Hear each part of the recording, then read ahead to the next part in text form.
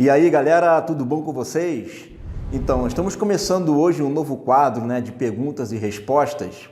E a partir de hoje, toda sexta-feira, nós vamos estar lendo algumas perguntas que vocês colocam, que vocês fazem para a gente.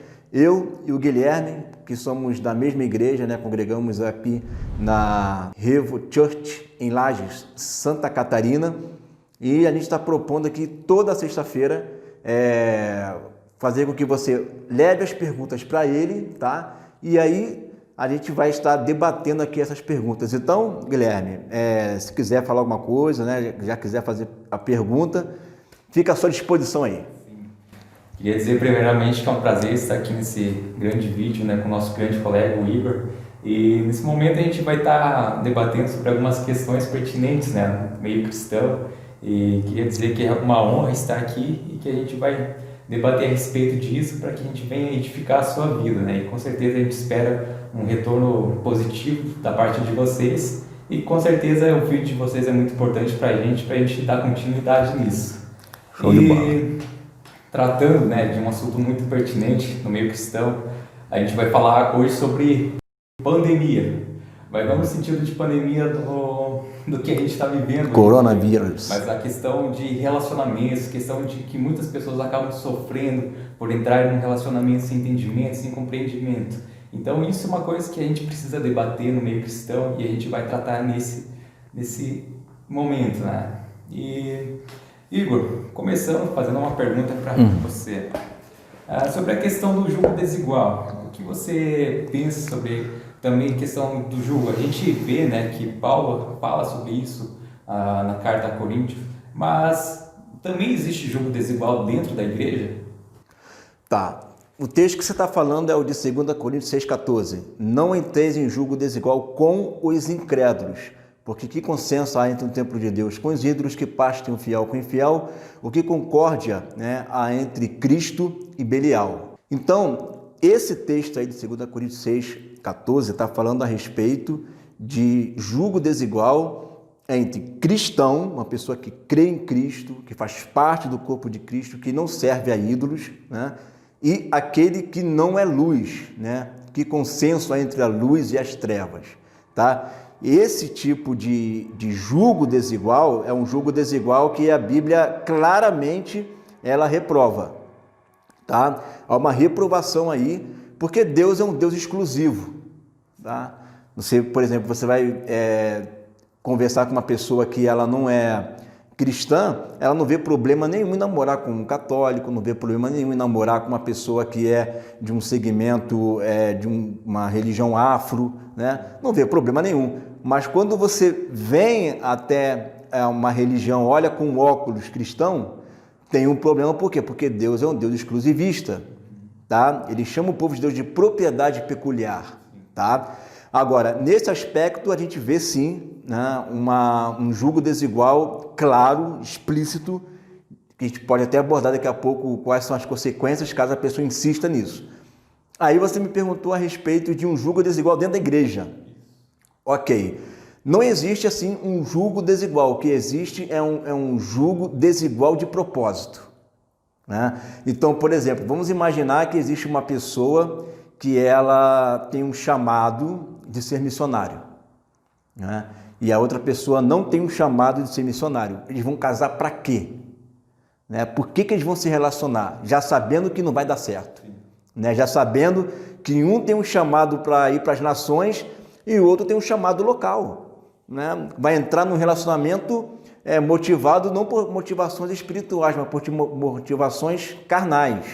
Aí você também vê jugo desigual no tocante ao grau de espiritualidade. A pessoa ela tem um grau de espiritualidade lá em cima, a pessoa de oração, a pessoa que busca na palavra, uma pessoa que está compromissada, aliançada com a igreja, está ali envolvida em diversos ministérios, está sempre ali presente. E uma outra que é meio boca, de vez em quando vai, de vez em quando não vai, não quer se envolver, Isso é um jugo desigual? Por quê? Porque vai fazer com que a outra pessoa carregue o jugo do outro. Outra pessoa se esforce mais, outra pessoa tem que fazer um trabalho do outro. Ou seja, isso é um jugo desigual? não é um jugo desigual de 2 Coríntios 6,14, luz e trevas, mas é um jugo desigual no tocante a grau de espiritualidade, que mais na frente pode prejudicar. Né? Você imagina, de repente, uma pessoa lá que é um líder, né, de célula ou de GPS, e o marido não quer se envolver. Né? Ela vai ficar lá falando, a gente tem que estar aqui, a igreja, né, esposa unido, mas eles não são unidos. Ela está lá super envolvida e o camarada está só deitado no nariz tomando suco de uva. Então não tem como. Então existe um jugo desigual sim, as pessoas têm que observar isso, saber qual é o seu chamado, qual é o seu propósito, porque de repente a pessoa, vamos supor, a menina quer casar com um camarada, né? Mas ela quer ter uma estabilidade financeira. Né? Eu só caso com um camarada que tem estabilidade financeira, né? Mas ao mesmo tempo ela quer casar com um pastor que quer viver da igreja. Né? Como que vai ficar? Né? Ela vai querer viver com um rapaz que vai ser pastor, que vai viver da renda da igreja, né? E aonde tem estabilidade nisso? Onde é que tem estabilidade nisso? Né? Onde é que tem estabilidade em um camarada que vai ser missionário? Né? A pessoa tem que viver 100% da fé. Né? Aliás, todo justo vive pela fé, mas essa fé é uma fé dobrada. É uma fé dobrada, é uma fé que a pessoa sabe, né, que ela precisa entender que vai ter dia em que ela vai depender, que é o padrão de todo cristão, depender 100% de Deus. Então não se envolva com alguém, né, que não vai ser empresário, ela não vai casar com um empresário, ela vai casar com um pastor, que vai ter dias bons e vai ter dias ruins. Né? Então, se quer se aventurar nisso daí, se aventura sabendo dos riscos, para depois, mais na frente, não querer se divorciar, ficar triste, dizer que não sabia. Né? Então, esse é o jugo desigual que eu enxergo que existe hoje, que pode acontecer na igreja. Interessante, né? A gente aborda muito esse tema, né, a respeito de jugo desigual, com a questão de pessoas que não são cristãs, né? Mas isso também é um risco que a gente tem que tomar na nossa vida quando a gente se relaciona com uma pessoa que está dentro da nossa igreja, dentro do nosso meio cristão, né? Para que a gente tenha cuidado se realmente aquilo ali faz parte da vontade de Deus, né?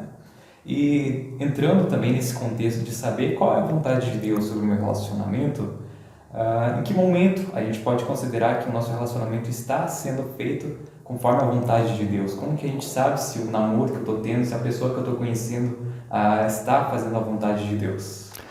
Tá, existem alguns princípios, né? E a partir do momento que existem esses princípios, então você está sabendo ali, você está enxergando que a vontade de Deus está ali. Então vamos lá, qual é o primeiro princípio para entrar num relacionamento? Né? Você entra num relacionamento com um propósito. Cristão, namorar, noivar e casar. Né? Esse é o propósito. Só que você não vai namorar, noivar e casar, né, se você não tem suporte para isso. Exemplo, meninas de 15 anos de idade, vai namorar com 15 anos para quê? Para que vai namorar com 15 anos? Né? Se na mentalidade dela, ela está pensando em primeiro terminar o segundo ano, fazer a faculdade, não sei o que, depois é que vai casar. Então não namora, porque aí você vai ficar abrasando até quando? Né? E a mesma coisa são as pessoas que querem entrar num relacionamento, e aí você perguntou quando que é de Deus e quando não é. Quando não quebra princípios. Eu acredito, Guilherme, sinceramente, que Deus não vai lá fazer uma flecha do cupido na pessoa. Né? Preparou uma pessoa, uma gema para você. Já pensou se essa pessoa se perde no caminho? Então eu vou ficar solteiro, né, o resto da vida. Perdi minha metade da laranja. Perdi minha metade. Pois é, e perdi tudo. Porque se Deus preparou aquela pessoa, que ela não se desvie, senão eu vou ficar solteiro o resto da vida. Né? Mas eu acredito que Deus ele une propósitos. Né? Eu peço a Deus uma mulher que esteja enquadrada dentro de um propósito estabelecido para nós dois, para que ela venha me ajudar. É isso que eu tenho que orar. Se eu encontrar uma pessoa dentro desse propósito, que já está numa época em que a gente percebe que estamos já prontos para entrar no relacionamento com um propósito, né, de nos casarmos para o benefício do reino, amém. Agora, se é namoro para poder aplacar a carência, Se é namoro porque eu tenho que mostrar para a sociedade que eu estou namorando, como se namoro validasse, né, aquela pessoa, e não valida nada. Tem muitas pessoas que namoram e só sabem fazer isso, né? Vira e mexe está com outro diferente, vira e mexe está com outro diferente. E isso aí não é prova de uma pessoa que está bem consigo mesma, né? Mas eu acredito que a pessoa que está bem consigo mesma, está feliz, mesmo solteira, aí sim essa pessoa é uma pessoa que demonstra que sabe esperar, né? Então a mesma coisa é alguém que quer namorar para querer validar ou para querer mostrar para as pessoas que tem, né, alguma coisa. Eu penso que não é por aí o caminho. Aí está mostrando o quê? Que não é o propósito de Deus, porque quando a gente pede alguma coisa, conforme o Tiago fala, segundo nossos próprios deleites, aí está errado. Eu não peço alguém para os meus próprios deleites, eu peço alguém para ser minha ajudadora, né? Então, se eu vejo que eu estou bem comigo mesmo, não é carência, não é forçação de barra, não é um relacionamento doentio, né? Onde fica ali uma pessoa super submissa, uma pessoa super mandona, né? Ou seja, dois doentes namorando, né? Então, não vejo o propósito de Deus aí. Se eu vejo que os dois estão firmes com Deus, um ajuda o outro a crescer espiritualmente, que tem gente que se faz de cego. O camarada não busca Deus, o camarada não vai na igreja, o camarada não tem compromisso com Deus e ela posta lá, é um presente de Deus para a minha vida, Deus é muito bom, né? Não, isso é presente? Imagina se Deus castigar a pessoa, né?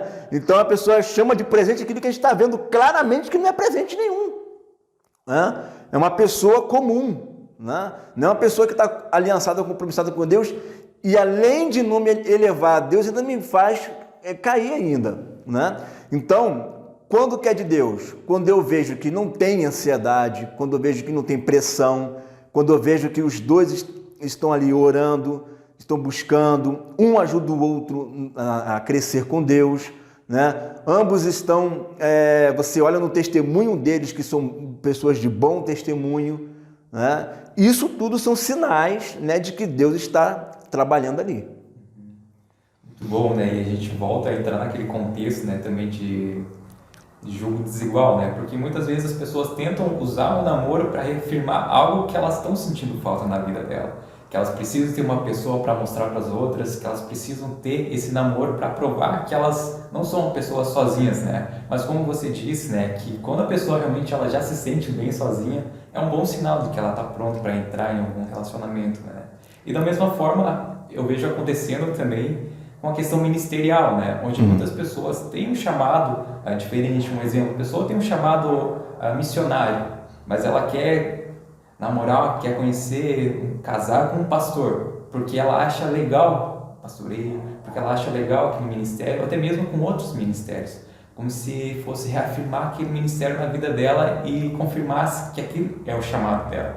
Quando ela nasceu, na verdade, para ser uma ajudadora, e até mesmo a questão do homem, né? Para casar com aquilo que ele acha que é legal, que ele queria na vida dele, com uma vontade, né? E também tem a questão dos princípios, né? Quando a gente está debaixo dos princípios de Deus, a gente sente que realmente Deus está se agradando daquilo, né? E muitas vezes a gente vê pessoas que estão se relacionando e não se sentem prontas ainda, e hoje a gente vive num contexto cultural de muita imoralidade sexual, onde pessoas desde cedo já estão entrando nesse meio e muitas vezes acabam ficando presas, né? Sendo escravos dos seus próprios desejos. E nesse contexto, Igor, o que você acha que é uma forma boa de evitar a tentação sexual? Porque a Bíblia mesmo diz, né, que a tentação não é algo que vem de Deus. Tiago diz que a tentação não é Deus que produz isso. Mas como que pessoas novas que estão se conhecendo fazem? Quais são os limites dentro de um relacionamento, dentro de uma amizade, dentro de um namoro, para que a pessoa não caia nesse pecado da imoralidade sexual? Bom, Jesus ele fala vigiar e orar, né? Porque o espírito está pronto, mas a carne é fraca. Então, por exemplo, eu estou namorando a menina. O que ela vai fazer comigo lá em casa sozinho? Né? Vamos lá ver um filme, não sei o quê. Vamos lá ver o Netflix, né? Vamos embora então. Não tem TV. Não chega lá, vê só os primeiros 5 minutos só, né? Daqui a pouco vai ver outra coisa. Né? Então, quer dizer, o que vai fazer lá os dois sozinhos? Os caras já sabem. Eu fico, olha, com uma pulga atrás da orelha, gente que vai viajar com namorada sozinho. Como é que faz? Dorme um num quarto, outro no outro? Né? Eu tenho essa curiosidade para saber. Diz que dorme no corredor aí. No corredor, lá, no outro hotel, né? O que os dois vão fazer viajando sozinhos, dois cristãos? Essa palavra aqui é para cristão. Quem não é cristão não tem compromisso com os princípios de Deus.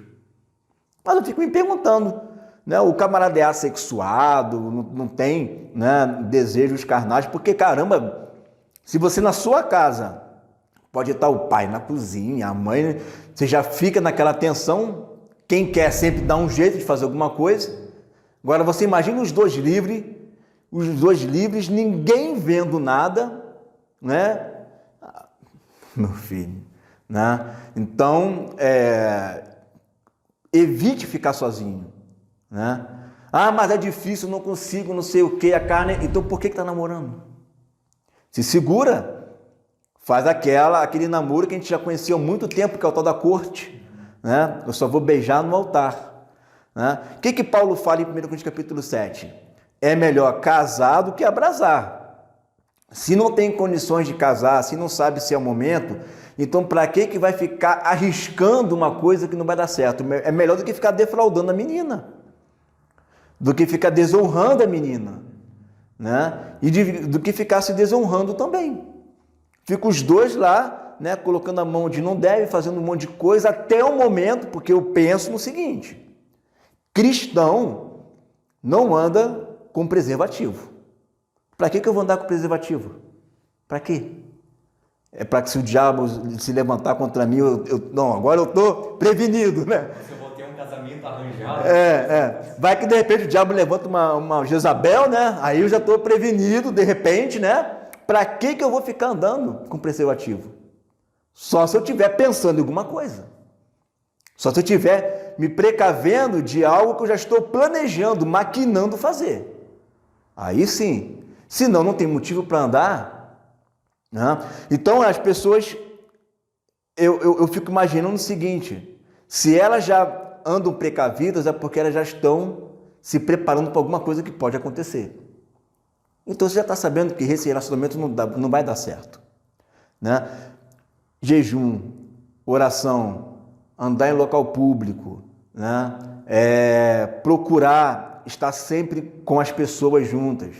Vai chegar um momento que eles vão estar só eles dois e aí já era, meu irmão. Aí é para botar para quebrar. Mas enquanto vocês não têm aquele poder de Grayskull, né, o anel do poder de Grayskull, não vai ficar se isolando, né? Sempre vocês podem sair, mas procure sair em público, porque a gente sabe como é que é o mundo, cara. A gente sabe como é que o nosso corpo, o hormônio não se converte, né? E eu espero que o hormônio fique nessa turbulência durante muitos anos, porque coisa boa é um casamento onde os dois se querem e se desejam ardentemente.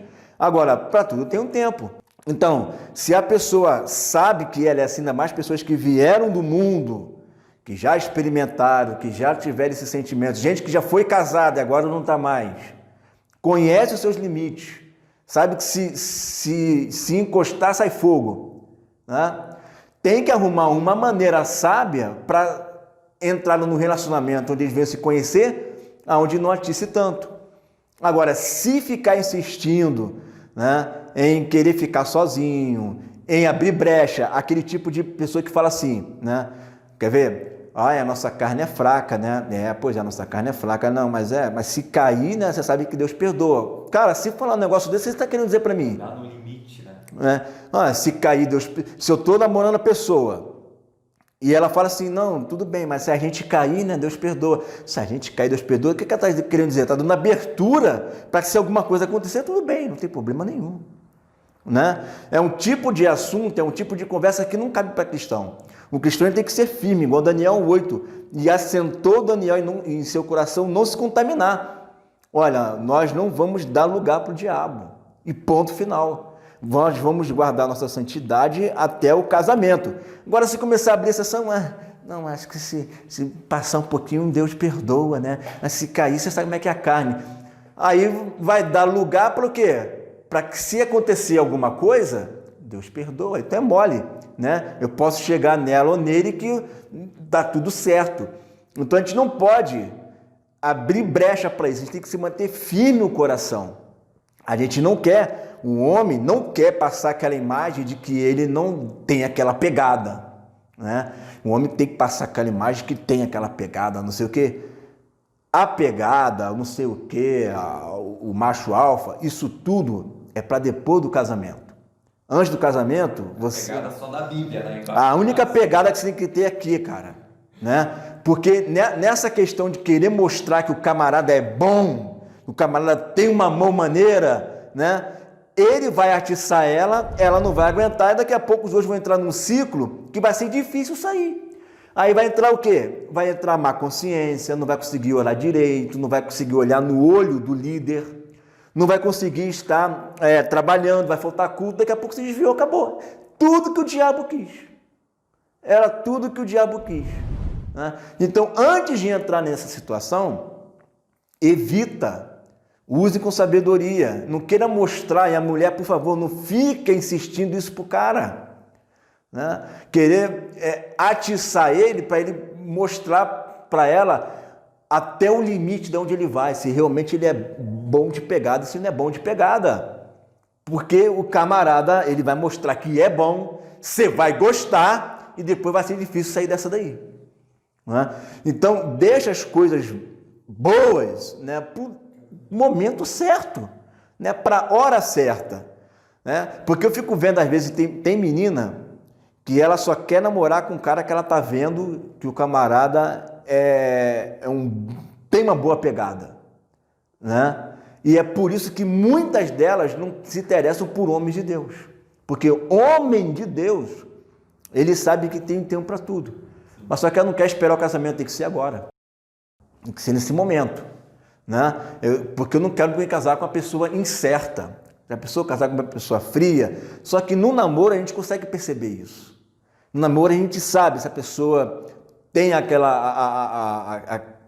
pegada ou não, né? Mas não é que ela faz a pegada, porque ela sabe no namoro. Eu já namorei, cara. Você já namorou também? Eu acho, não sei, né? A gente sabe. No namoro a gente sabe. Quando o coração bate mais forte, quando a mão quer ir lá, você fala, ó, não, daqui não dá mais.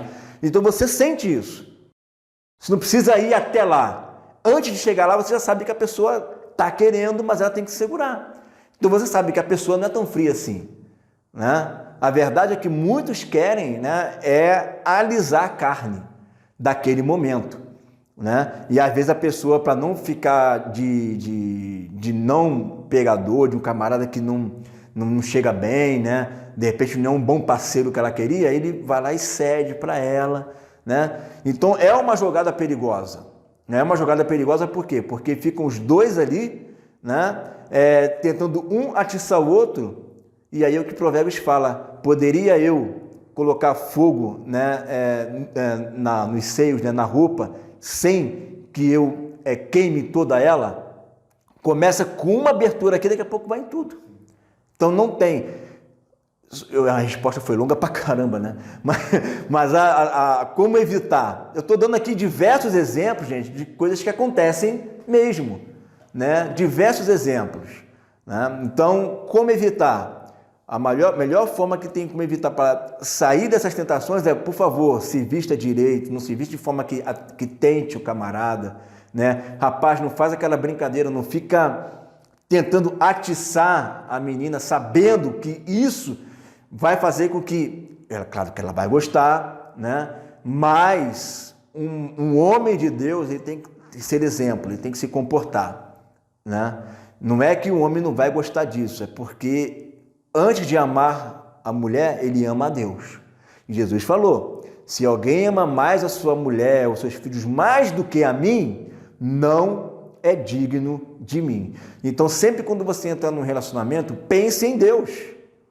Pense que Ele é o seu amor maior, né? Pense que antes de você querer ter uma noiva, você tem um noivo que é Jesus. e você tem que prestar primeiro contas a Ele, né? E que aquela alma não é tua, aquela esposa ainda é do Senhor, é uma alma do Senhor também. E quando você atiça ela a pecar, você está atiçando uma filha de Deus a pecar. Então a gente tem que ter temor com relação a isso aí. Exatamente. E eu acho que a gente precisa até abrir uma parênteses, né, nesse assunto, porque muitos casais que antes não eram cristãos e agora se tornaram ser cristãos continuam com os mesmos vícios de antigamente. E hoje, mesmo passando a conhecer qual é a verdade mesmo que Deus quer para os nossos relacionamentos, para que a gente tenha uma vida saudável, um compromisso com Ele, muitos ainda acabam seguindo os mesmos comportamentos que tinham antes, né? E é importante a gente frisar a questão do arrependimento, porque dessa expressão a gente conhece, né, o original dela, metanoia, mas não quer dizer que significa, né, uma mudança de mentalidade, mas significa exatamente você parar de fazer aquilo. Claro que você com certeza deve parar de fazer aquilo, mas você simplesmente parando de fazer aquilo também não vai demonstrar que você tem arrependimento, mas se você mudar a sua mentalidade, que você realmente vai dar valor para aquela pessoa, porque é isso que realmente é a mudança de mentalidade. Você dá valor para a mulher que você está conhecendo, você dá valor para a tua namorada, mostrar que você realmente mudou o teu comportamento e que você está fazendo com que essa pessoa conheça mais a Deus através de ti. Porque acontece muitas vezes relacionamento onde o homem ou até mesmo a mulher traz o seu namorado para dentro da igreja, traz aquela pessoa por quem ela quer se relacionar e faz aquilo que a gente conversa muitas vezes, né? A alma entregou para Jesus, mas o corpo ficou para ela, né? Não adiantou, então, não. A gente não pode fazer essas concessões. Crente não faz concessões. Ou seja, ele fica debaixo dos preceitos de Deus e ele vê que tudo aquilo ali sucede bem na vida dele. E seus relacionamentos são leves, são naturais e não aquele peso que a gente sente quando são relacionamentos do mundo, onde a gente vê muitas pessoas frustradas, que é o que a gente estava tratando de pandemia hoje em dia, onde muitas pessoas acabam se relacionando sem conhecer outra pessoa, sem conhecer quais são as motivações da outra pessoa, se é realmente só para suprir uma carência, se é só o sexo, ou se é só uma estabilidade financeira. Mas o que a gente realmente quer é um compromisso com Deus, um compromisso primeiro com Deus, um compromisso onde você vai seguir amando a Deus mais que tudo e, consequentemente, você vai conseguir demonstrar esse amor para outra pessoa e viver esse propósito maravilhoso que Deus tem para cada um de nós, né? Também como casais. E quanto a isso, né, também a gente, falando desse contexto, né, de relacionamentos que vem do mundo, né, a gente também fica pensando, e agora, como que eu devo me relacionar com uma pessoa cristã? O que eu devo fazer? Eu flertar, eu paquerar uma pessoa dentro da igreja é errado? E como que eu faço para saber se a pessoa realmente é uma pessoa de Deus para mim, que seria uma pessoa ideal para mim? E como que é o namoro cristão? Tá, uma pessoa ideal para mim. Então vamos colocar eu como exemplo, tá? Vamos colocar eu como exemplo porque cada um, seu cada um, né? Então vamos supor, eu sou um tipo de cara que eu sempre trabalhei na igreja, né? Trabalhei assim como um obreiro, né? Sempre trabalhando como obreiro na igreja, né? Então eu não posso namorar uma menina da igreja que o negócio dela não é se relacionar com alguém que tenha tanto compromisso assim com a igreja, né? Eu não posso, porque se eu sou um camarada que gosta de estar na igreja, sei lá, segunda, terça, que é onde eu congregava, era oculta, terça, quinta, sábado e domingo. E eu ia lá sempre. Agora, se eu namoro uma menina que o negócio dela é uma vez na semana, né? Ou então 2 vezes no mês de ir para o culto, mas ela é cristã, batizada e tudo mais. Se eu me relacionar com uma menina desse porte, eu vou me estressar. Vou me estressar por quê? Vou me estressar porque eu vou estar namorando uma menina que não vai acompanhar o meu ritmo, que não vai aguentar. Uma hora ela vai me chamar de fanático, e uma outra hora eu vou chamar ela de relaxada, né? Então, para não haver problema, é melhor ela ficar na dela e ficar na minha, né? Porque eu tenho um ritmo frenético, né? E a menina tem um ritmo mais devagar. Observa que ela é cristã, não é pecado o ritmo dela. O fato é que há uma incompatibilidade entre eu e ela. Mesma coisa eu namorar uma menina que não gosta de ler a Bíblia, Eu vou conversar o que com ela a respeito do mundo espiritual? Vou falar do quê? De Faustão para ela? Meu papo vai ser isso? Não. Então eu tenho que namorar uma menina que esteja alinhada comigo, inclusive até no meu ministério também, de ensino, uma menina que goste de estudar a palavra, uma menina que esteja alinhada com isso. Então vamos para um outro exemplo, né? Você vê o pastor, o camarada é pastor. Para que ele vai namorar uma menina que não quer se envolver muito com a igreja? Ela obrigatoriamente vai se envolver. Porque aonde o pastor vai, ela ajuda ele. Então não adianta ela ser uma mega empresária e ficar lá o tempo inteiro com os negócios dela, né? Ou ficar viajando para os negócios dela e o pastor fica lá trabalhando, ajudando os irmãos. Não tem compatibilidade nenhuma isso. E, mais uma vez, ela não é pecadora, ela é luz, ela é da igreja, a menina pode ser até fiel, mas o propósito de Deus com ela é um, e o propósito de Deus com ele é outro. No mundo não tem isso, cara. No mundo, as pessoas elas se relacionam pelos interesses de amor, né? De comprometimento, e por aí vai, né? E você vê que até às vezes no mundo, quando a menina pensa, não, vou estudar fora, pô, então você vai estudar fora, quando você vê, a gente vê se realmente vai dar certo ou não, né? Então até no mundo isso rola. Na igreja a mesma coisa. Ainda que os dois estejam juntos ali, eles precisam ver, né, e conversar sobre isso. Qual é o seu propósito? Você pensa em ser pastor? Você pensa em viajar? Você pensa em missionário? Você não pensa? Né? Você quer ser líder de algum ministério? Né? Isso tudo tem que ser dialogado para que não ocorra de até na igreja os dois acabarem entrando nesse jugo desigual que a gente falou no início, e aí daqui a pouco vem um estresse, daqui a pouco a menina não tem paciência, né, para todo o tempo o pastor está saindo para poder estar visitando, para poder estar fazendo não sei o quê, ela não vai aguentar. Um monte de problema, um monte de situação, um monte de não sei o quê, ela não vai aguentar. Ela não vai ter suporte para isso. Por quê? Porque Deus não preparou ela para isso, preparou ela para outra coisa. Mas aí casou com um cara, ou vai acabar com o ministério dele, ou vai acabar com o ministério dela, ou o ministério dos dois vão acabar. Né? Então, tem que se prestar atenção nisso. Namoro não é passatempo, namoro não é para você querer mostrar para as pessoas que você tem, para ficar tirando foto para mostrar no Instagram. Namoro é um relacionamento que visa um ajudar o outro no benefício do reino de Deus. Se não for visando o reino de Deus, não adianta. Nós estamos aqui com um propósito. Qual é o meu propósito? Meu propósito é anunciar o reino e ajudar o reino. Se ela não vier para poder alencar ajuda, aí já era. A gente tem que estar sempre fito com o propósito. Se perder o propósito, perde o sentido de tudo. E aí qualquer namoro pode ser qualquer coisa.